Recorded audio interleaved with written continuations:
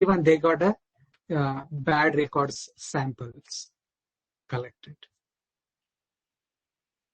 So if they got a samples, then they can fix it quickly. Otherwise, finding exactly error was again a time-consuming thing for them. Right, But then because it was all. Oh, sorry. Go ahead. Yeah. So that is one thing. Okay, great. Anything else besides the being able to look at the bad data from devices?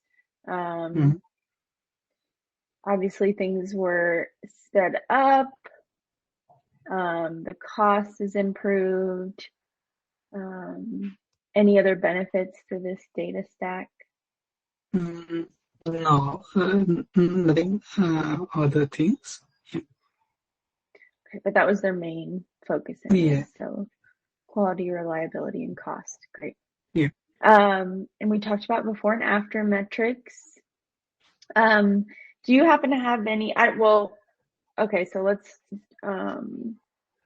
I'll jump down to this question right here. So, do you know, or is there somebody else I need to reach out to talk about what specifics we can or can't use, like company names, or I mean, you said like those stats we can for sure say the 5% to 0%, the cost we can talk about, but we can't mention the company names, right? Yeah, so I believe it will not be a good idea to mention company name, but then other things that's perfectly fine. Okay. Yeah. Okay, is there anybody else that I need to reach out to make sure, like, say before we publish it, like after I read it up, to make sure, just some certain companies I know with certain information, even if we don't mention the company name, there's like certain specifics we can't talk about that might make it obvious who it is. I don't know if that's a concern for this, but do you know who on your team, like from HashMap, maybe I should reach out to double check the case study, or would that just be you? I think Kim can give us a better idea on this. Okay. Yeah, Kim was working on these accounts for some time. Kim was my manager on this project for some time. Okay, great. I'll reach out to her then when I'm almost done with the case study. Okay. And then, so then we wouldn't have any customer quotes to include on this since we're not mentioning company name. Okay. How long did this project take from a time to value standpoint? So to implement this particular solution, we got around a month from analysis, from assessment up to deployment. It was a 1 month time. Oh, that's great. So that's pretty quick, right? I would say that was quick. Okay, great. I don't know if this question is relevant, but basically right here, I'm looking for how's your experience ingesting all that data into Snowflake? So I guess they previously did have Snowflake in their data stack, but basically I'm looking for like a quote from you that talks about something positive about the Snowflake experience and handling all that data. Do you have anything like that in particular about Snowflake or any of the other platforms you use in the technology stack? I don't have something right now, but then we can put something positive about Snowflake. Okay, great. Just from a marketing perspective, it's nice to have, something that's like talking positive about Snowflake experience. Yeah. So that'd be great if you could go back and add that if you think of something, but you don't have to like force, something if you can't think of it.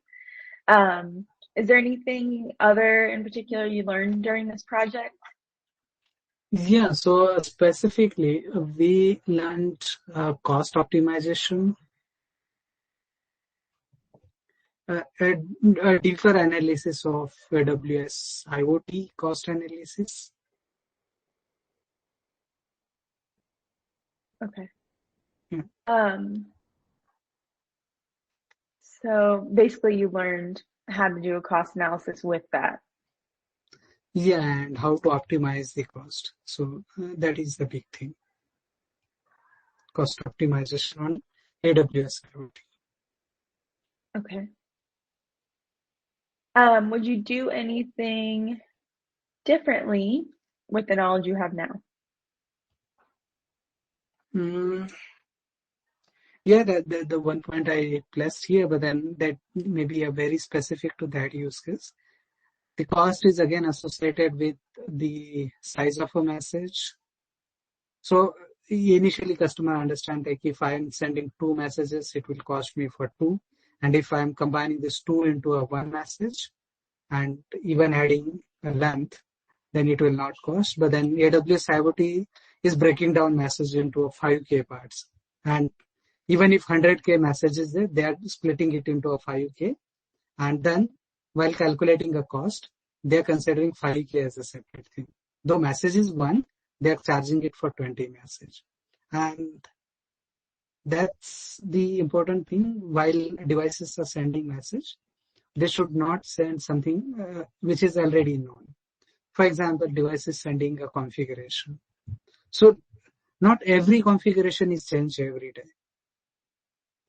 Maybe just a couple of configurations are changed, but then device are sending a complete bunch of configuration. So such kind of changes can be implemented. Yeah, of course, in this use case, we could not implement. We given them a recommendation, but could not implement it quickly. They are working on that. But then it requires a lot of changes from firmwares, and every device needs to be updated to send a smaller message. And they're doing it incrementally. So that is something, if we were involved since the beginning, then we might have given them idea like this is going to cost you and design the messages from that perspective only. So now they Okay. started designing, but then old devices are still sending a bigger messages. Okay. Is there anything else you'd like to add that we didn't talk about or I didn't ask you about? I think I'm good. Okay, great. Yeah. Okay, well, yeah, I guess if there's anything you want to fill back in, I am going to transcribe this interview, so don't worry about filling in every last little thing. But if there's anything that you think of that later on you're like, Mm-hmm. oh, I wish I talked about this as like a clarification, you can just leave me a note in this doc or just Slack me a message. Yeah, sure. And then I'm gonna stop recording.